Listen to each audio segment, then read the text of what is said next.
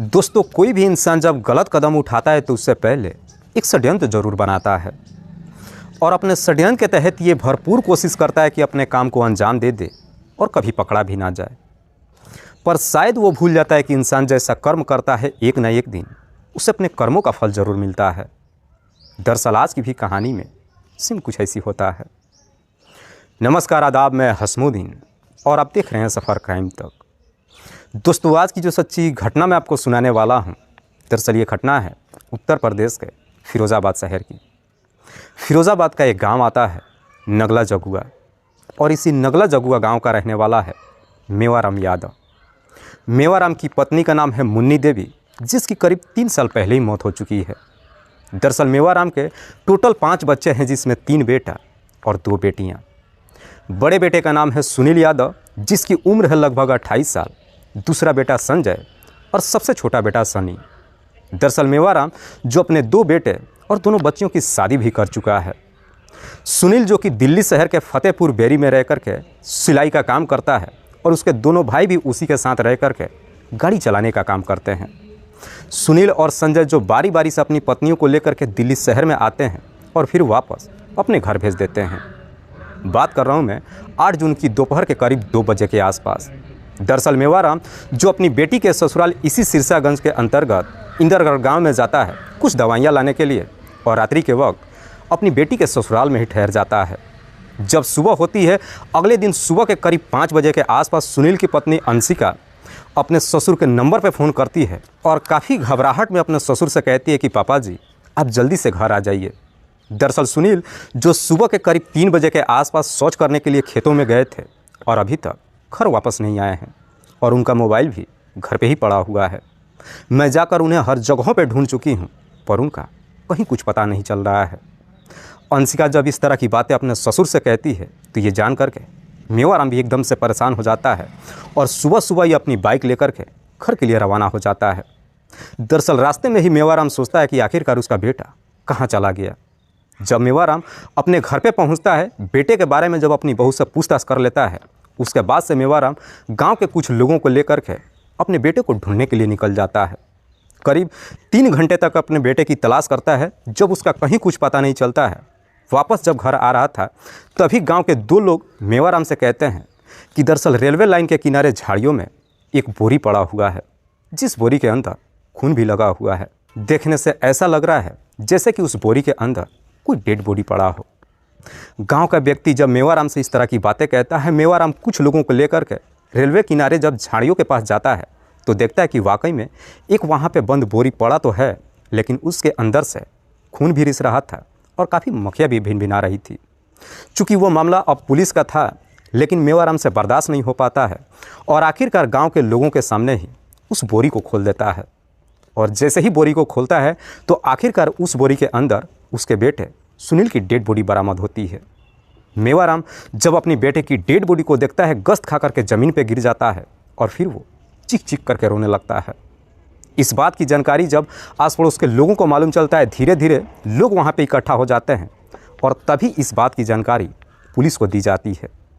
इधर इस बात की जानकारी सुनील की पत्नी जब अंशिका को मालूम चलता है, अंशिका भी अपने 1.5 साल के बेटे को लेकर के घटनास्थल पर पहुँच जाती है, और जब अपने पति की डेड बॉडी को देखती है तो देखने के बाद तुरंत ही बेहोश हो जाती है। इधर पुलिस जब घटनास्थल पर पहुंचती है और जब डेड बॉडी को चेक करती है तो मालूम चलता है कि सुनील के शरीर पर किसी तेज़धार हथियार से कई बार वार किया गया था। दरअसल सुनील के नाक भी काट दिया गया था। पुलिस कार्रवाई पूरी करने के बाद डेड बॉडी को अपने कब्जे में लेकर पोस्टमार्टम के लिए भेज देती है, और जब इस बारे में सुनील के पिता मेवाराम से पूछताछ करती है तो मेवाराम पुलिस वालों को जवाब देता है कि साहब, मेरा बेटा 28 मई को ही दिल्ली से चलकर घर वापस आया था और 10 जून को अपनी पत्नी को लेकर दिल्ली जाने वाला था, लेकिन इससे पहले ही न जाने किसने मेरे बेटे की हत्या कर दिया। पुलिस जब सुनील की पत्नी अंशिका से पूछताछ करती है तो अंशिका भी पुलिस वालों को वही जवाब देती है जो इससे पहले अपने ससुर को बता चुकी थी। दरअसल पुलिस जब घटनास्थल को चेक करते हुए आगे की तरफ बढ़ती है तो मालूम चलता है कि वो खून वहाँ से गिरते हुए गांव की तरफ जाते हुए दिखाई देता है, लेकिन गांव के पास जाकर के ख़त्म हो जाता है, जिससे पुलिस अंदाज़ा लगाती है कि सुनील की हत्या गांव में ही की गई है और हत्या करने के बाद उसकी डेड बॉडी को लाइन के किनारे झाड़ियों में फेंकी गई है। पुलिस जब मेवाराम से पूछताछ करती है कि क्या तुम्हें किसी पे शक है कि तुम्हारे बेटे की हत्या कौन कर सकता है, इसमें मेवाराम पुलिस वालों का जवाब देता है कि नहीं साहब, मुझे किसी पे कोई शक नहीं है। पुलिस मेवाराम के तहरीर पर धारा 302 के तहत अज्ञात अपराधियों के विरोध में मुकदमा दर्ज कर लेती है और फिर इस केस की जांच पड़ताल शुरू कर देती है। दरअसल पुलिस इस केस की जांच पड़ताल करते हुए सबसे पहले सुनील के मोबाइल नंबर का कॉल डिटेल्स निकालती है, लेकिन उस डिटेल्स से भी पुलिस को कुछ ऐसा नहीं मिलता है जिससे पुलिस को कोई मदद मिल सके। पुलिस अपनी तमाम कोशिश तो कर लेती है, पर बावजूद इसके अपराधियों के बारे में कुछ भी नहीं मालूम चलता है और धीरे धीरे समय गुजरने लगता है। जैसे ही लगभग 4 दिन का समय गुजर जाता है, आखिरकार 4 दिनों बाद 12 जून को पुलिस फिर से अपनी टीम के साथ मेवाराम के घर पे जाती है और फिर मेवाराम के साथ साथ उसकी बहू अंशिका से पूछताछ करती है। इस बार भी दोनों वही जवाब देते हैं जो इससे पहले पुलिस को बता चुके थे। लेकिन पुलिस जब मेवाराम की घर की तलाशी लेती है तो मालूम चलता है कि कमरे के अंदर जो फर्श था उस फर्श पर खून लगा हुआ था और उसे साफ करने की कोशिश किया गया था। दरअसल खून के छींटे जो दरवाजे पर ही लगा हुआ था। इस तरह के खून के छींटे जब पुलिस को देखती है तो पुलिस पूरा यकीन कर जाती है कि सुनील की हत्या उसी के घर के अंदर की गई है और फिर उसकी डेड बॉडी को वहाँ पे ले जाकर के ठिकाने लगाया गया है। चूँकि उस वक्त सुनील के घर में सिर्फ उसकी पत्नी अंशिका मौजूद थी, इसीलिए पुलिस अंशिका को गिरफ्तार करके थाने में लेकर आ जाती है। और जब अंशिका से उसके पति की हत्या के बारे में पूछताछ करती है तो अब अंशिका के सामने भी कोई रास्ता नहीं बचता है और आखिरकार मजबूर होकर के अपनी सच्चाई कबूल कर लेती है।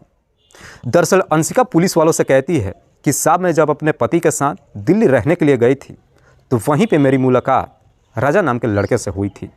दरअसल राजा राम जो दिल्ली में सुनील के कमरे के बगल में ही रहता है और हलवाई का काम करता है, जो मूल रूप से उत्तर प्रदेश के बरेली शहर का रहने वाला है। अंशिका बताती है कि जब मैं अपने पति के साथ दिल्ली शहर में गई थी तो राजा के साथ मेरा प्रेम प्रसंग शुरू हो चुका था, लेकिन इस बात की जानकारी मेरे पति को मालूम चल गया, इसलिए वो अक्सर मेरे साथ मार पिटाई भी करता था, जिससे मैं भी गुस्से में आकर अपने पति को इस दुनिया से ही हटाने का तय कर दी और फिर एक सही मौके का इंतजार करने लगी। दरअसल 8 जून को जब मेरे ससुर अपनी बेटी के ससुराल में चले गए, घर में सिर्फ मेरा पति रह गया था।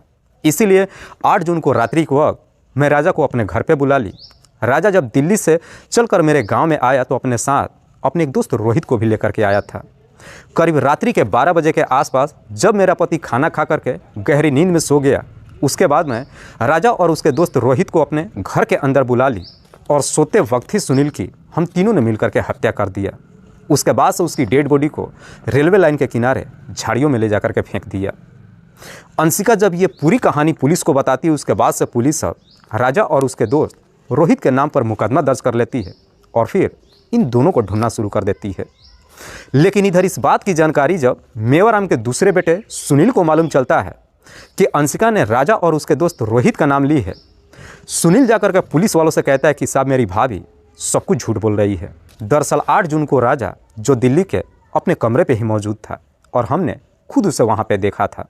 संजय जब राजा को दिल्ली में होने की बात कहता है, उसके बाद से पुलिस फिर से जाकर के अंशिका से पूछताछ करती है और इस बार जब अंशिका पुलिस वालों को कहानी बताती है तो वाकई में इसे सुनने के बाद सबके सब हैरान रह जाते हैं।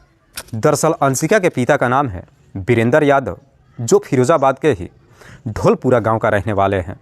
अंशिका के एक बुआ है जो कटौरा बुजुर्ग गांव की रहने वाली है। दरअसल अंशिका की जब शादी नहीं हुई थी, अक्सर अपने बुआ के घर आते जाती रहती थी। अंशिका के बुआ के घर के ही बगल का रहने वाला एक लड़का है जिसका नाम है समी कुमार। दरअसल अंशिका जब अपने बुआ के घर पे जाती है और जब समी को देखती है तो समी और अंशिका के बीच में प्रेम प्रसंग शुरू हो जाता है और दोनों एक दूसरे के इतने करीब आ जाते हैं कि आखिरकार शादी करने का फैसला भी कर लेते हैं। लेकिन इस बात की जानकारी जब अंशिका के परिवार वालों को मालूम चलता है तो अंशिका के परिवार वाले इस शादी के खिलाफ हो जाते हैं, क्योंकि समी ना तो कोई काम धंधा करता था और ना ही उसके पास कोई खेती बाड़ी की ज़मीन थी। लेकिन जब अंशिका के परिवार वालों को सच्चाई मालूम चल जाता है, घटना से करीब 5 साल पहले अपनी बेटी की शादी सुनील यादव से कर देते हैं। अंशिका शादी कर भले ही अपने ससुराल में तो आ जाती है, लेकिन सुनील को कभी पसंद नहीं करती है। दरअसल शादी के बाद भी अक्सर समी कुमार से फ़ोन पे बातचीत करते रहती है। इधर सुनील जब अंशिका से शादी कर जब अपने घर पे लेकर आता है तो कुछ ही महीनों के बाद उसे लेकर दिल्ली शहर में आ जाता है। लेकिन अंशिका जब अपने पति के साथ दिल्ली शहर में जाती है तो उसका वहाँ पे मन ही नहीं लगता है क्योंकि वहाँ से वो चाह करके भी समी से बातचीत नहीं कर पाती है। इसीलिए अपने पति से जिद करने लगती है कि मुझे घर जाना है। अंशिका जब अपने पति से जिद करने लगती है, थोड़े दिन रहने के बाद सुनील अपनी पत्नी को लेकर के वापस अपने घर पे चला आता है। लेकिन अंशिका जब अपने ससुराल में भी आती है तो अपने ससुराल में नहीं रहती है, बल्कि अपने मायके में चली जाती है और फिर अपने मायके से ही बुआ के घर पे जाती है और जा कर के समी से मुलाकात कर लेती है। ये सिलसिला लगभग कई सालों तक चलता है। शादी के जब 3 साल का समय गुजरता है तो अंशिका एक बेटे की माँ भी बन जाती है। लेकिन एक बेटे की माँ बनने के बावजूद भी अंशिका समी को छोड़ने के लिए तैयार नहीं होती है। दरअसल समी जो अंशिका को एक मोबाइल खरीद करके दे रखा था, जो अंशिका उस मोबाइल को अपने पति से छुपा करके रखती थी और उसी मोबाइल के जरिए समी से बातचीत करती थी। लेकिन अंशिका के शादी के बाद भी जब समी के साथ में प्रेम प्रसंग खत्म नहीं होता है, आखिरकार एक दिन इस बात की जानकारी उसके पति सुनील को मालूम चल जाता है। और सुनील को जब अपनी पत्नी की सारी सच्चाई मालूम चलता है, उसके बाद से सुनील अपनी पत्नी के ऊपर नज़र रखना शुरू कर देता है, जिसकी वजह से अंशिका समी से फ़ोन पे बातचीत तो कर लेती है, लेकिन चाह करके भी उससे मुलाकात नहीं कर पाती है। जब कुछ महीनों तक अंशिका समी से मुलाकात नहीं कर पाती है, अब अंशिका समी के बगैर रह भी नहीं पाती है। इसीलिए अंशिका एक दिन जब समी के नंबर पर फ़ोन करती है तो उसे समझाते हुए कहती है कि मेरे पति को रहते हुए हम दोनों एक दूसरे से कभी मुलाकात नहीं कर सकते हैं, इसीलिए मैं चाहती हूँ कि सुनील को इस दुनिया से ही हटा दें। अंशिका जब अपने ही पति को इस दुनिया से हटाने के लिए कहती है तो समी भी उसका साथ देने के लिए तैयार हो जाता है। उसके बाद से ये दोनों मिल करके एक सही मौके का इंतज़ार करने लगते हैं। इधर 28 मई को सुनील दिल्ली से चलकर अपने घर पे आता है और अपनी पत्नी से कहता है कि हमें 10 जून को दिल्ली शहर जाना है। लेकिन अंशिका जो अपने पति के साथ जाने के लिए तैयार ही नहीं होती है। तभी इसी बीच 8 जून को सुनील का पिता मेवाराम अपनी बेटी के ससुराल दावा लेने के लिए जब जाता है तो रात्रि के वक्त अपनी बेटी के ससुराल में ही ठहर जाता है। उस वक्त सुनील और उसकी पत्नी ही घर पे मौजूद होते हैं। तभी अंशिका को मौका मिल जाता है और शाम के वक्त ही समी के नंबर पर फ़ोन करती है और कहती है कि आज बेहतर मौका है, अपने काम को आज ही अंजाम देते हैं। दरअसल उसके बाद से अंशिका जब अपने पूरे प्लान के बारे में समी को बताती है, इसी प्लान के तहत समी भी अपने एक दोस्त को लेकर के रात्रि के करीब 8 बजे के आसपास अंशिका के ससुराल में पहुंच जाता है और जा कर के एक खेत में छुप करके बैठ जाता है। रात्रि के जब 11 बज जाता है, अंशिका अपने पति से झूठ बोल करके घर से जाती है कि मैं शौच के लिए जा रही हूँ और जा कर के समी से मुलाकात करती है और समी से कहती है कि रात्रि के करीब 12 बजे के आसपास तुम अपने दोस्त को लेकर मेन दरवाजे से मेरे घर के अंदर एंट्री कर जाना, मैं दरवाज़ा खुला ही छोड़ दूंगी। रात्रि के जब 12 बजता है, इधर सुनील जब खाना वाना खाकर अपने कमरे में जाकर जब गहरी नींद में सो जाता है, समी भी अपने दोस्त को लेकर के अंशिका के घर में एंट्री कर जाता है। उसके बाद से अंशिका इन दोनों को लेकर के सुनील के कमरे में जाती है और फिर ये तीनों मिल कर के एक तेज़धार हथियार से सुनील के ऊपर एक पर एक कई सारे वार करते हैं, जिसकी वजह से सुनील की घटनास्थल पर ही मौत हो जाती है। दरअसल इन लोगों ने पहले ही प्लान बना लिया था कि उसके बाद से सुनील की डेड बॉडी को कैसे ठिकाने लगाना है ताकि हम कभी पकड़े ना जाएं।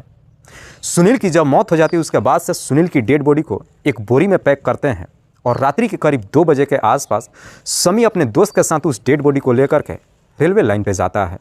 दरअसल इन्होंने पहले ही से सोच रखा था कि सुनील की डेड बॉडी को ले जा कर के रेलवे के पटरियों पर डाल देंगे और सुबह के करीब 4 बजे के आसपास जब ट्रेन आएगी, सुनील उस ट्रेन के लपेटे में आ जाएगा, जिससे लोगों को भी लगेगा कि सुनील की हत्या नहीं हुई है बल्कि उसका एक्सीडेंट हुआ है। लेकिन समी जब अपने दोस्त के माध्यम से उस डेड बॉडी की बोरी को लेकर के रेलवे लाइन पे जाता है तो वो बोरी तार में फंस जाती है। हालांकि उस बोरी को तार से छुड़ाने की काफ़ी कोशिश करते हैं, लेकिन बोरी निकल ही नहीं पाता है। इसीलिए उस डेड बॉडी की बोरी को बगल झाड़ियों में फेंक देते हैं। उसके बाद से दोनों वापस अपने घर चले जाते हैं। इससे पहले कि सुबह हो पाती, इधर अंशिका भी अपने घर की बेहतर तरीके से साफ़ सफाई कर देती है और अपने कपड़े को भी धुल देती है।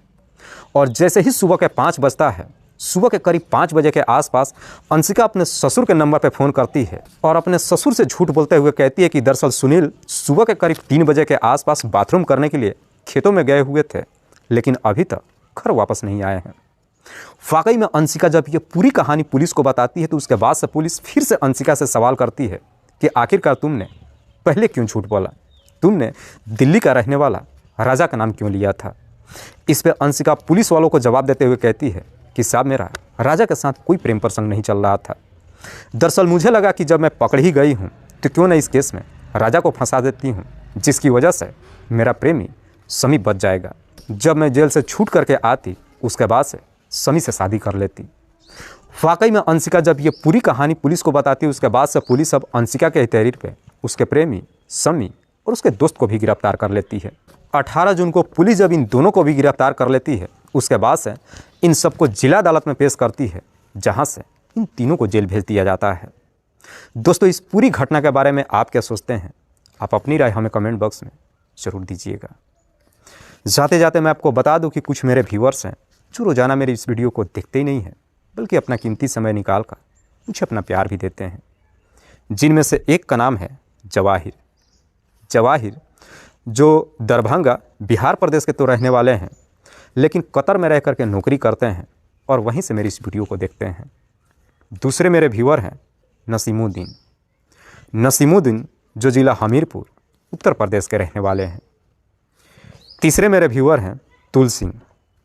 तुल सिंह जो चंडीगढ़ शहर के रहने वाले हैं। चौथे मेरे व्यूअर हैं परवीन कुमार। परवीन कुमार जो बिहार प्रदेश के रहने वाले हैं। लास्ट मेरे व्यूअर हैं राजकुमार गौतम। राजकुमार गौतम जो रायबरेली उत्तर प्रदेश के रहने वाले हैं। मैं आप तमाम व्यूअर्स को तहे दिल से शुक्रिया अदा करता हूं। कल फिर मिलते हैं एक और नई सच्ची घटना के साथ। तब तक के लिए जय हिंद, जय भारत।